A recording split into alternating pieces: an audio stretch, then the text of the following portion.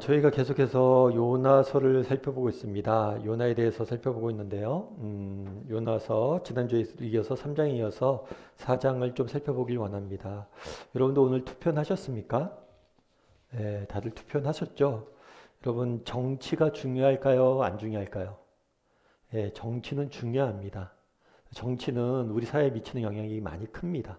그렇기 때문에 우리가 정치에 무관심해서는 안 됩니다. 그리스도인들이 정치에 관심을 가지고 정말 정치를 바르게 세워가기 위해서 노력을 해야 됩니다. 그런데 한 가지 조심할 게 있어요. 그건 뭐냐면 우리가 갖고 있는 정치적 이념이나 어떤 정치적 신념을 우상화하는 겁니다. 그래서 우리가 갖고 있는 이념이나 신념을 우상화해서 그것들을 하나님 말씀보다 더 높이 두는 거예요. 그러다 보면 자칫하면 우리가 내가 가진 정치적 신념이나 이상 때문에 하나님 말씀에 불순종하고 정말 하나님 원하지 않는 모습으로 살거나 우리 사회를 꾸려갈 수가 있는 거죠. 아마 요나도 대표적인 인물이 아니었을까 싶어요. 그 역시 하나님의 말씀에 불순종합니다. 궁극적으로 왜 불순종했을까요? 그가 갖고 있는 정치적 신념이 있었죠. 이스라엘 민족에 대한 사랑, 이스라엘 민족의 부국 강명을 꿈꾸는 그 정치적 신념으로 인해서 하나님 말씀에 불순종하는 결과를 낳았던 거예요. 그래서 그리스도인에게 정치란 굉장히 중요한 영역입니다. 그래서 그리스도인들이 정치 활동도 내고 정치에 대해서 관심을 가져야 됩니다. 하지만 정치를 우상화해서 정말 내가 지지하는 정치 이념이나 신념을 하나님보다 높이 두면 안 돼요. 그래서 그리스도인들이 가져야 될 정치적 자세는 뭐냐면 비판적 지지예요. 내가 어떤 정치적 이념이나 신념을 지지하더라도 늘 그 정치적 신념이나 이념을 하나님 말씀에 비추어서 평가하고 바라보고 정말 같이 고민할 수 있어야 돼요. 그렇지 않으면 자칫하면 우리가 지지하는 정치적 이념이나 신념이 우상화가 될 우려가 있습니다. 반대로 또 우리가 정치적 이런 신념이나 이념을 우상화하는 또 다른 결과는 뭐냐면 그것에 너무나 지나친 기대를 걸거나 낭망을 하는 거예요. 마치 내가 지지한 어떤 신념이나 이념, 그런 정당들이 뭐 정권을 잡고 무엇을 하면 세상이 바뀔 거라고 너무 지나친 기대를 갖는 거. 반대로 우리가 지지하지 않는 세력이나 이념이나 신념들이 어떤 큰 정권을 가졌을 때 또 반대로 절망하는 거예요. 이 두 가지 다 우상하는 결과입니다. 그래서 우리가 늘 정치 활동들을 해야 됩니다.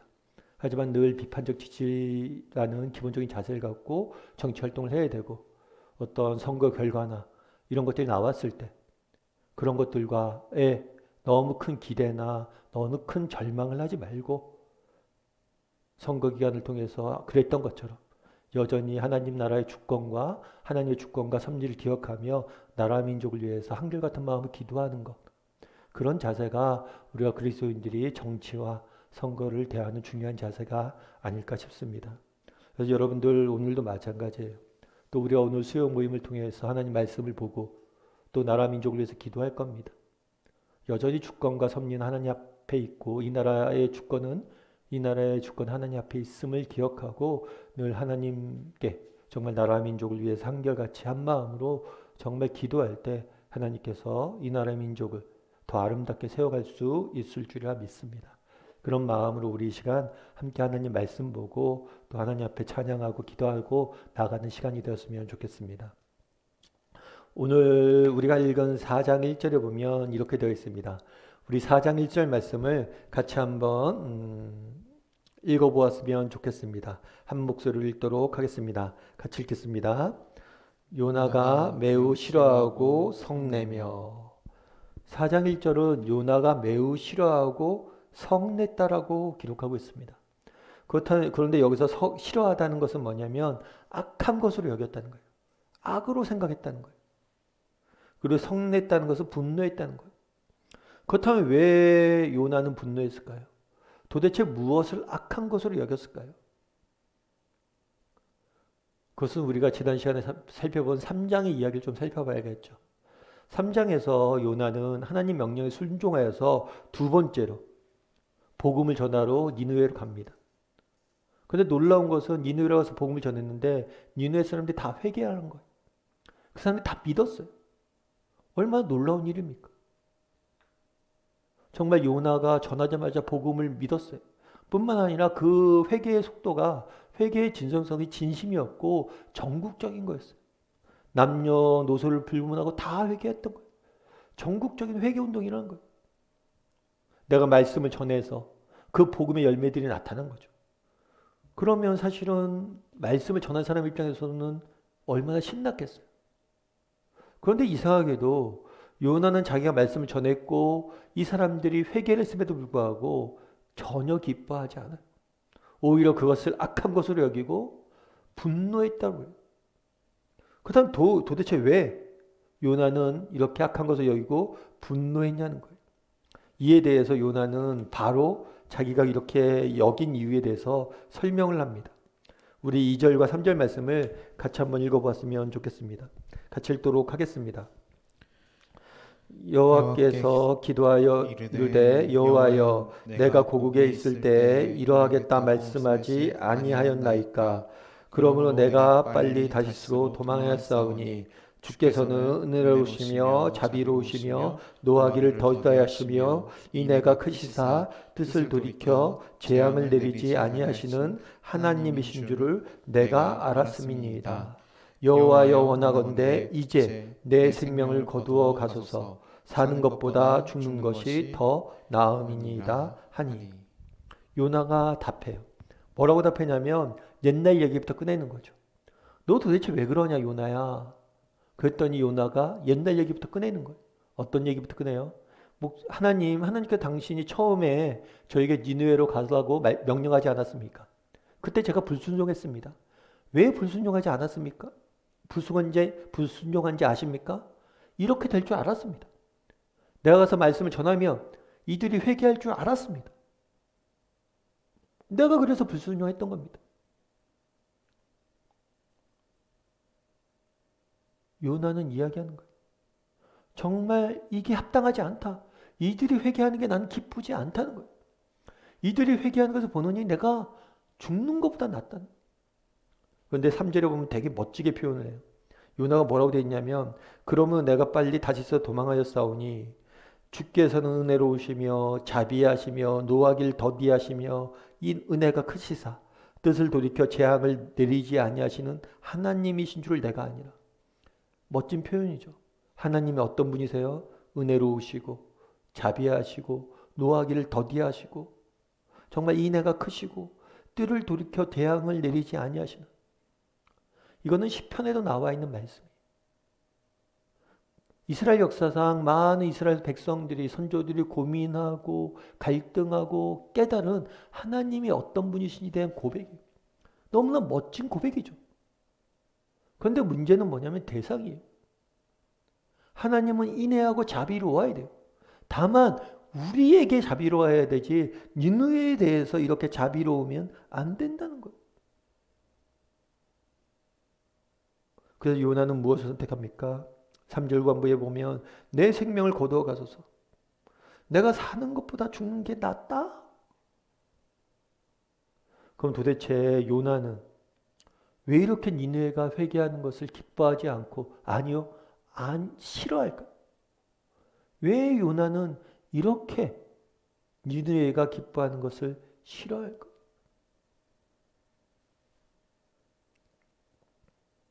그 이유는 요나 입장에서는 니느웨의 성공은 뭐예요?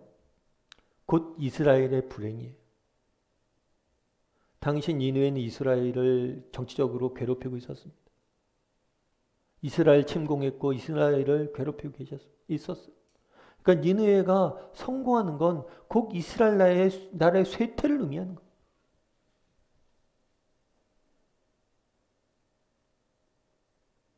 그래서 니느웨를 싫어한 거예요.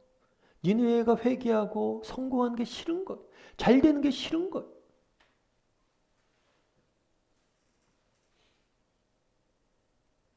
결국 요나의 문제는 무엇이었습니까? 사실 그렇죠. 누구나 행복한 삶을 살기 바랍니다. 그게 나쁜 게 아니에요. 그런데 때로는 내가 행복한 삶을 살려는 이런 바램들이 뭐에? 정말 하나님을 섬기는데 방해가 될 수가 있어요. 우리나라가 내가 좀 잘 됐으면 좋겠고, 우리 민족이 잘 됐으면 좋겠고, 정말 우리 공동체 잘 됐으면 좋겠다. 이런 바람이 때로는 하나님 말씀을 순종하는데 방해가 된다. 그러면 내 나라가, 내 가정이, 우리 민족이 잘 되는 걸 바라는 게 나쁜 겁니까? 아니요, 나쁜 게 아니에요. 그런데 왜 이런 행복에 대한 바람들이 이렇게 불순종의 길로 우리를 인도합니까? 그건 결국엔 신뢰의 문제. 어떤 신뢰의 문제입니까? 하나님의 선하심에 대한 신뢰의 문제. 정말 오늘 본문에서 요나는 고백합니다. 주께서는 은혜로우시고 자비하시고 노하기를 더디하시고 인애가 크시고 하나님은 선하신 분이시다. 하나님은 사랑이 풍부한 분이시다. 그런데 이렇게 고백하지만 그 하나님의 선하심에 대해서 진심으로 신뢰하지 않았을 수 있다는 것. 예전에 제가 어떤 이야기를 하나 읽었는데 그 이야기는 마녀가 나오는 이야기입니다. 오두막에 있는 마녀의 이야기. 이 마녀는 오두막이 있으면서 오두막을 짓고 그 안에서 지나가는 나그네들을 맞이해요. 지나가는 나그네들이 밤이 어두워서 길을 찾다가 오두막에서 잠을 청하는 경우들이 있습니다. 그럼 나그네들을 따뜻이 받아들여서 맛있는 음식을 주고 포근한 침대에 재워줘. 그런데 문제는 이 포근한 침대에서 잠을 자다가 새벽까지 깨지 못하면 돌로 사람이 변하는 거예요. 그래서 이 마녀는 이 돌 석상을 모으는 취미예요. 그래서 돌이 된 사람들을 오두막 뒤에 쫙 진열해 놓고 즐기는 거죠. 한 번은 어떤 청년이 이 마을에 왔습니다. 이 오두막에 들렀어요. 그 침대에 자려고 그러는데 밥을 많이 먹고 맛있는 음식을 먹고 침대에 자려고 그러는데 침대가 너무 불편한 거예요. 알고 보니까 그 오두막을 마녀를 섬기는 어쩔 수 없이 섬기는 어떤 소녀가 이 청년이 불쌍해서 이 침대 안에다가 나무 조각이랑 돌덩어리를 넣는 거예요. 잠자리가 불편하게. 잠 못 자게. 그래서 이 청년이 잠을 못 잤어요. 밤새. 그 다음에 아침에 일어나서 나갑니다. 나가면서 욕을 해요. 이렇게 불친절한데 처음 봤다. 어떻게 내가 잠 한숨 못 자게 침대 밑에 뭘 놓는 거냐. 그리고 이 소녀에게 화를 냅니다. 그런데 이 청년은 모르는 거죠. 뭘 몰라요? 그것이 사랑의 행위인지. 그날에 니느웨가 회개하길 원하셨습니다. 그럴 수 있겠죠. 아니 어떻게 하나님이 저럴 수 있습니까? 하나님은 우리의 하나님 아닙니까? 어떻게 저들이 잘 되는 것을 바랄 수 있습니까? 우리 믿는 사람들이 이렇게 고생하는데 하나님 섬기는 게 이렇게 힘든데 이렇게 어려운데 어떻게 저 하나님을 모르고 하나님을 외면하고 하나님을 욕하는 저 사람들만 하나님이 그들을 축복하십니까?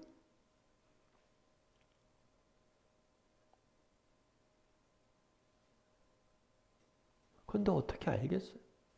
하나님의 선한 계획을 어떻게 알겠어요? 훗날 이스라엘은 니느웨의 멸망을 당하게 됩니다. 많은 포로들이 니느웨로 잡혀가겠죠. 그럼 니느웨가 어떻게 돼요?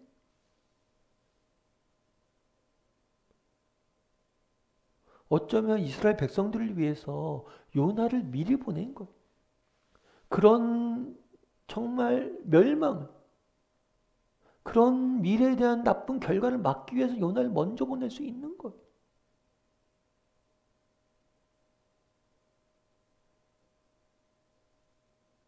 결국에 요나가 가졌던 문제는 무엇일까요? 결국에 우리의 문제는 그런 것 같아요. 사실 행복해지는 게, 행복한 삶을 살려는 게 나쁜 게 아닙니다. 그런데 기억해야 할 건 무엇입니까? 우리 못지않게 하나님께서도 우리의 행복을 바라신다는 것. 그렇기 때문에 때로는 우리에게 불편한 길을, 우리가 원하지 않는 자리를 허락하실 때도 있다는 것. 그것을 신뢰할 줄 알아야 됩니다. 요난 이야기입니다. 우리 하나님은 선하시고 자비로우시며 사랑의 하나님이시다. 하지만 입술로 고백했지만 그것을 진심으로 신뢰하지 못했어. 우리도 말씀을 보고 정말 주일날 이런 얘기도 듣고 또 이런 이야기를 합니다. 우리 하나님은 선하신 분이다, 좋으신 분이다. 하지만 진심으로 우리가 믿고 있는가? 정말 그분을 신뢰하고 있는가? 때로는 정말 내가 원하지 않는 방향으로 하나님이 우리를 인도하셔도 우린 여전히 신뢰할 수 있는가, 그분을?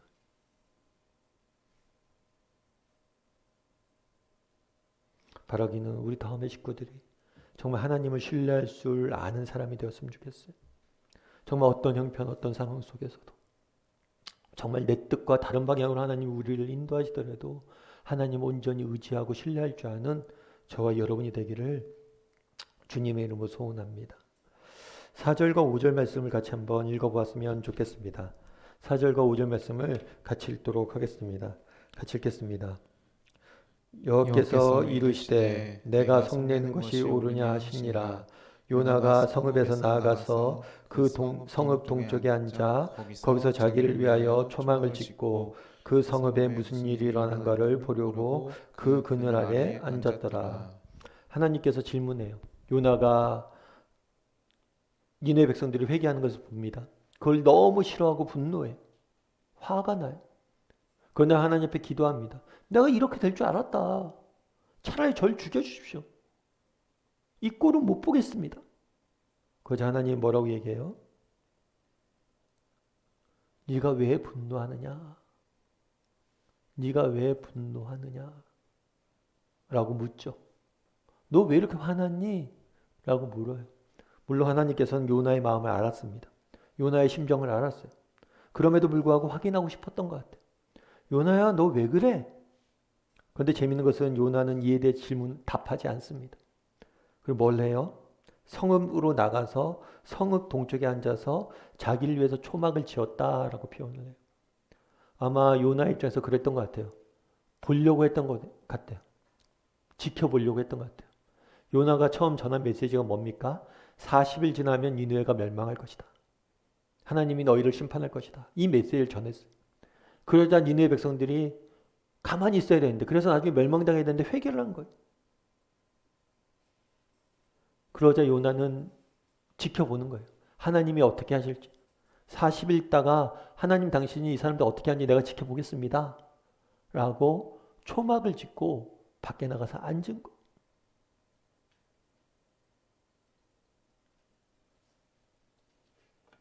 그렇게 초막을 짓고 이렇게 앉았는데 어떤 일이 있었냐면 6절에서는 이렇게 말씀하십니다. 6절 말씀을 같이 한번 읽어보도록 하겠습니다. 같이 읽겠습니다. 하나님이 여호와께서 박농쿨을 예비하사 요나를 가리게 하셨으나 이는 그의 머리를 위하여 그늘이 지게 하여 그의 괴로움을 면하게 하려 하심이었더라. 요나가 박농쿨로 말미암아 크게 기뻐하였더니. 요나가 초막을 지었어요. 초막을 지었는데 아무래도 그건 임시적인 가건물이었던 것 같아요.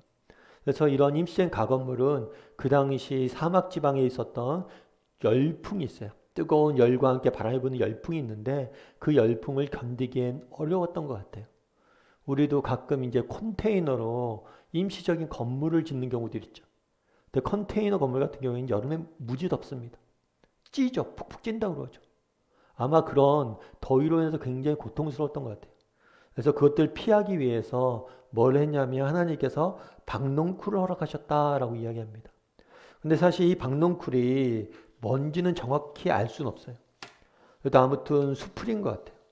풀로 요나를 덮어서 지켜줍니다. 그랬더니 요나가 이 박농쿨로 인해서 뭐라고 그래요? 크게 기뻐하였다. 기뻐하였다. 라고 이야기합니다. 참 저는 오늘 이 말씀 읽으면서 되게 참 우리 하나님이 참 좋으신 분이다 혹은 대단한 분이다 이런 생각이 들었어요. 사실 요나가 처음에도 불순종했어요. 두 번째도 억지로 했잖아요. 그런데 이제는 막 하나님 앞에 성내고 나 죽여달라고 막 떼를 쓰는 거잖아요. 참 어떻게 보면 하나님께서 어떻게 했어요? 하나님 요나 보시기. 요나를 보기 어떻게 했어요? 됐다 요나야. 이제 그만하자. 그렇잖아요. 그만하자. 알았다. 네 심정 알았으니까 너 가고 싶은데 가라. 내가 다른 사람 쓰고 싶다. 이런 마음이 안 들었을까요?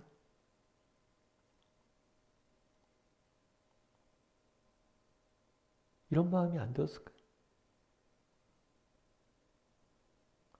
그럼에도 불구하고 하나님 어떡합니까? 요나를 끝까지 붙잡아 주세요.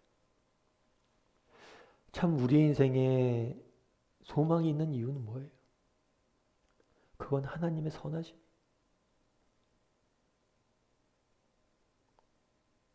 하나님의 선하심이죠. 이런 요나임에도 불구하고 끝까지 요나를 붙드시는, 끝까지 그를 설득하시고, 요나야 왜 화났니? 누가 누구에게 화를 냅니까? 우리가 가끔 가정에서 그렇죠. 아이들이 막 부모님한테 목소리 크고 화를 낼 때가 있어요. 그럴 때 얼마나 답답해요. 누가 누구에게 화를 내요? 그럼에도 불구하고 끝까지 요나를 포기하지 않는 하나님의 참 그 모습에 우리에게 소망이 있는 거 아니겠습니까? 특별히 하나님께서 요나를 위로하신데 뭘로 위로해요? 박넝쿨로 위로했다라고 이야기를 해요. 참 우리가 살면서 그런 경우들이 있어요. 가끔 힘들고 지칠 때 막 그런 거 있잖아요. 막 절망스럽고 막 힘들고 지칠 때 가끔 누가 그런 얘기하죠. 야, 밥이나 먹고 가라. 어떤 사람이 시험에 떨어져서 낙심하고 있습니다. 정말 큰 어려움에 처해 있어요. 야, 밥이나 한 그릇 먹고 가라. 우리 부모님들이 그런 얘기 많이 하셨죠. 지금 뭐 밥 먹을 순간이에요. 지금 밥이 목에 넘어가요. 그래도 먹어라.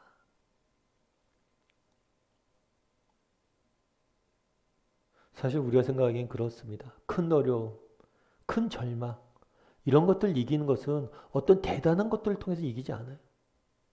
작은 일상의 기쁨을 통해서 이길 수 있습니다.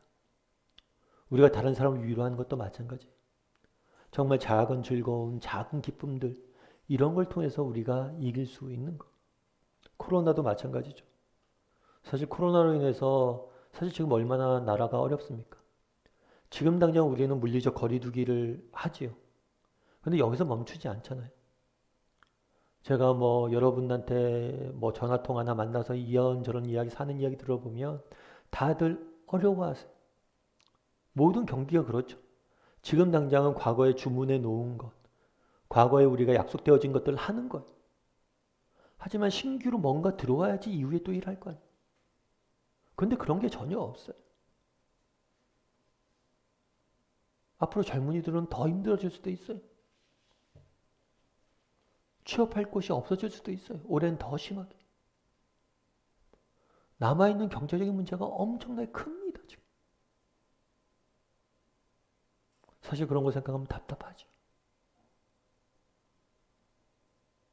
그럼에도 불구하고 이런 순간이지만 서로 정말 서로에게 전하는 위로하는 말 한마디, 작은 선물 하나, 이런 걸 전하고 받으면서 우리도 힘이 나는 거죠.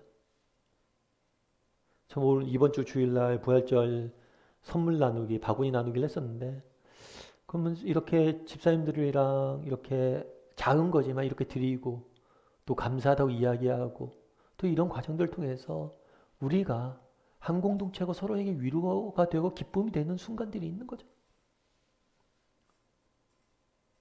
정말 우리가 기억해야 될 것은 뭐냐면, 정말 인생은 큰 것들로 결정되지 않습니다. 작은 기쁨, 작은 위로를 전할 수 있는 사람이 되어야 돼요. 하나님도 요나를 위해서 박농쿨 하나를 준비하시죠. 하나님 어떤 분이세요? 이 모든 세상을 다스리는 분이세요. 그런데 작은 것 하나하나를 세밀히 간섭하시고 또 준비하신 하나님 모습을 보세요. 우리도 좀 닮아갔으면 좋겠습니다. 그리고 박농쿨을 준비하시는 모습 속에서 참 하나님의 모습 따스함을 보잖아요. 그 위대하신 분이, 그 놀라우신 분이, 그 크신 분이 우리가 경험하는 더위라는 작은 문제 하나까지 세밀하게 신경 쓰시고 하나하나 만지시고 위로하는 모습들을 보잖아요.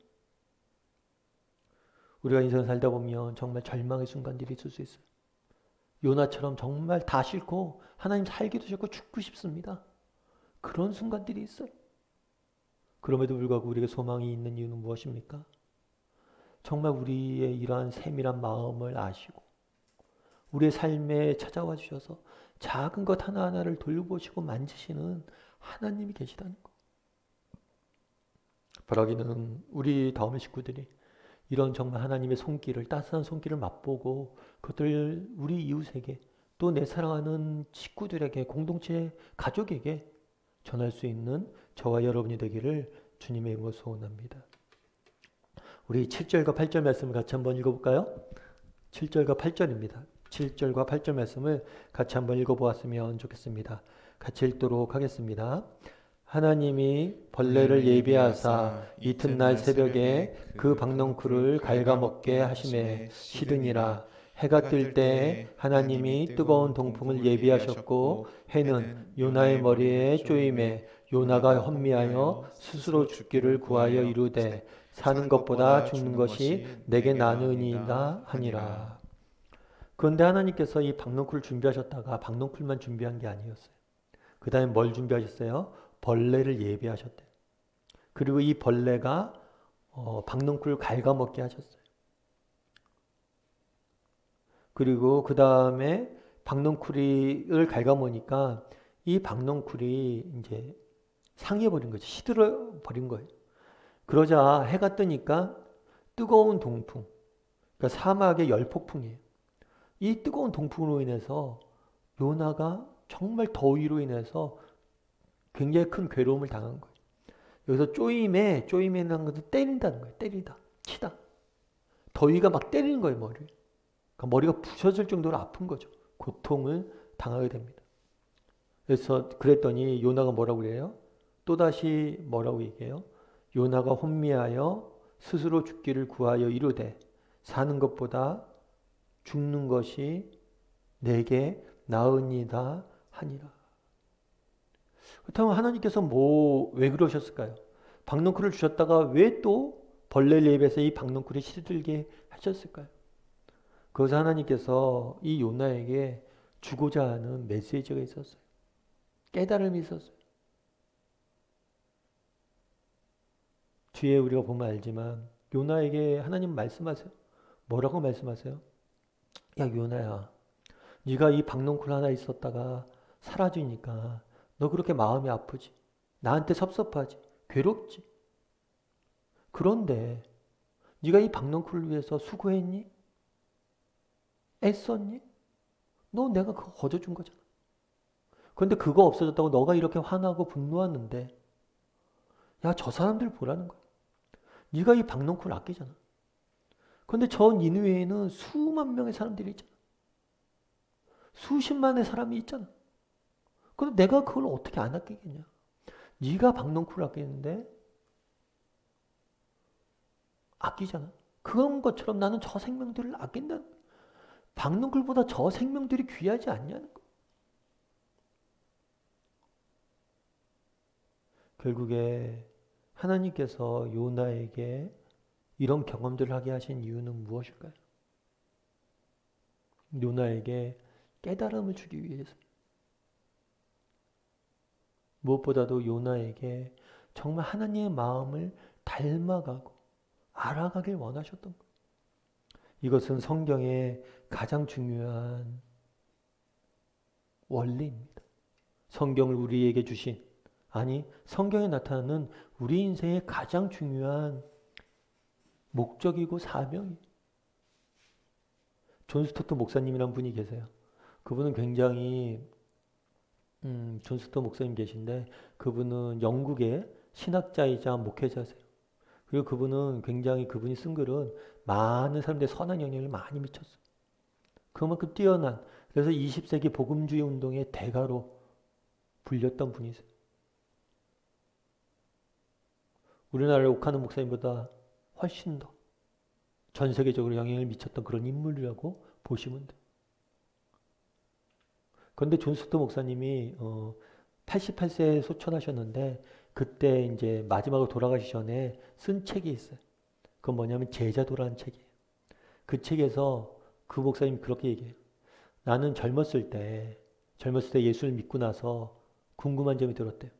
그건 뭐냐면 내가 이제 예수님 믿고 구원을 얻었는데 이제 내게 남겨진 내가 해야 될 일은 뭐냐는 거예요. 내가 죽고 나서 내가 예수를 믿고 나서 이제 이 땅을 살아가야 되는데 내게 주어진 가장 중요한 일은 뭐냐는 거예요. 그러면서 그렇게 써요. 하나님을 사랑하고 내 이웃을 사랑하라는 계명도 한다. 그리고 웨스터민스터 교리에 하나님을 영화롭게 하는 것이 우리 인간의 본연의 목적이라는 교리도 한다. 그래서 자기가 이제는 그러니까 자기가 내가 예수를 믿은 다음에 뭘 하면 살아야 되는지에 대해서 고민했었는데 이제야 답을 찾은 것 같다. 내가 답을 찾은 답은 뭐냐? 그것은 하나님을 닮아가는 것이다. 결국 우리가 이 땅에서 해야 될 것은 무엇입니까? 아니 그날의 요나를 니느웨에 보내서 요나에게 하나님의 복음을 전하라고 말씀하셨어요. 이거를 왜 명령하셨냐는 거예요. 성경은 재밌어요. 니느웨가 40일 동안 회개를 했다고 그래요. 먼저 회개를 합니다. 이 복음을 듣고. 그럼 40일 이후에 니느웨가 어떻게 되는지 성경은 알려주지 않아요. 이 회개한 니느웨 백성들이 어떻게 되는지 알려주지 않아요. 굉장히 재밌는 건 뭐냐면 요나서의 초점은 니느웨에 있는 것 같지만 니느웨에 있지 않고 요나에게 있어요. 궁극적으로 요나는 니느웨를 향한 메시지이기도 하지만 요나 자신을 위한 메시지. 아니 요나서를 기록한 목적의 철저히 요나에게 맞춰져 있어요. 무엇이 맞춰져 있는 거예요? 요나를 향한 하나님의 부르심. 하나님의 마음을 깨닫고 마음을 닮아가라고. 이것이 요나서의 핵심. 우리도 마찬가지. 우리도 하나님의 마음을 정말 깨닫고 정말 하나님을 닮아가는 것. 그것이 하나님이 우리에게 바라는 것. 여러분 혹시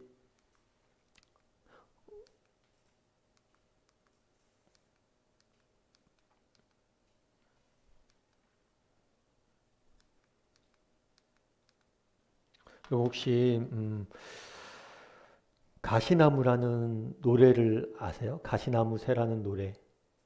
이 가시나무라는 노래에 보면 그런 이야기가 있어요. 가시나무라는 이런 노래가 있는데 하덕규 씨라고 시가 춘자이고 지금은 전도사님이시고 목사님 되셨어요. 그분이 이제 노래를 지었는데 그 노래에는 이런 가사가 있어요. 내 속엔 내가 너무 많아서 당신의 쉴 곳이 없네. 여기서 당신은 예수님이죠. 내가 너무 많아 당신의 쉴 곳이 없네. 바람만 불면 그 메마른 가지 서로 부대끼며 울어대고 쉴 곳을 찾아 지쳐 날아온 새들도 가시에 찔려 날아가고 바람만 불면 외롭고 또 괴로워 슬픈 노래를 부르던 날들이 많았는데 내 속엔 내가 너무 많아서 당신의 쉴 곳이 없네. 참 이 요나서를 보면서 이 가시나무라는 노래의 가사가 되게 많이 생각이 났어요. 결국에 요나를 향한 하나님의 메시지는 뭡니까? 요나를 향한 하나님의 메시지는 뭐예요? 네가 내 마음을 알고 닮아갔으면 좋겠다는 거. 그런데 요나는 왜 실패합니까? 실패한 이유는 뭐예요? 그 안에 누가 더 많은 거예요? 자신이 너무 많은 거예요. 하나님이 들어올 공간이 없는 거예요. 자기 연민과 자기 사랑과 자기 주장 이런 것들이 가득해서 하나님이 들어올 공간이 없는 거예요. 뿐만 아니라 이 가사에 보면 되게 재밌는 것도 있어요. 쉴 곳을 찾아 지쳐 날아든 어린 새들도 가시에 질려 날아가고.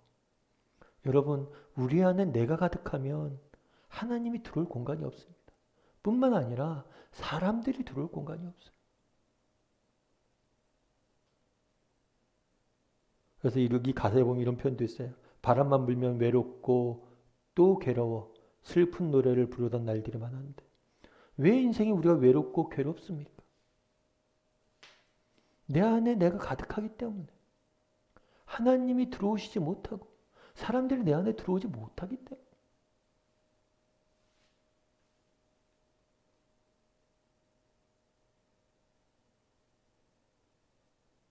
그날에 왜 하나님께서는 요나를 에게 동풍과 이런 경험들을 하게 하십니까? 결국 요나서가 말하고자 하는 건 뭐예요? 요나가 하나님의 마음을 알고 닮아가길 원하셨던 거. 그래서 하나님께서 끝까지 요나를 부르시는 거. 근데 요나는 끝까지 어떻게 하고 있습니까? 여전히 그 안엔 뭐가 많습니까? 내 속엔 내가 너무 많은 거죠. 우리는 어떻습니까? 정말 우리 인생을 살면서 정말 우리가 외롭고 힘들고 우리 인생이 괴로워지는 이유는 무엇일까요? 어쩌면 내 속에 내가 너무 많기 때문 아닐까요? 좀 더 인정받고 싶고 좀 더 내가 좀 커지고 싶고 내가 좀 더 드러나고 싶고 내 뜻대로 뭔가 이루고 싶고 나, 내 것, 나라는 존재가 내 안에 너무나 크기 때문에 내 인생은 괴로움과 외로움과 슬픔의 날이 많은 건 아닙니까? 어쩌면 우리 마음 가운데 하나님이 들어오시고 다른 사람이 들어올 수 있는 공간들이 있다면 우리의 삶의 슬픔과 괴로움과 아픔은 조금 덜해지지 않겠습니까?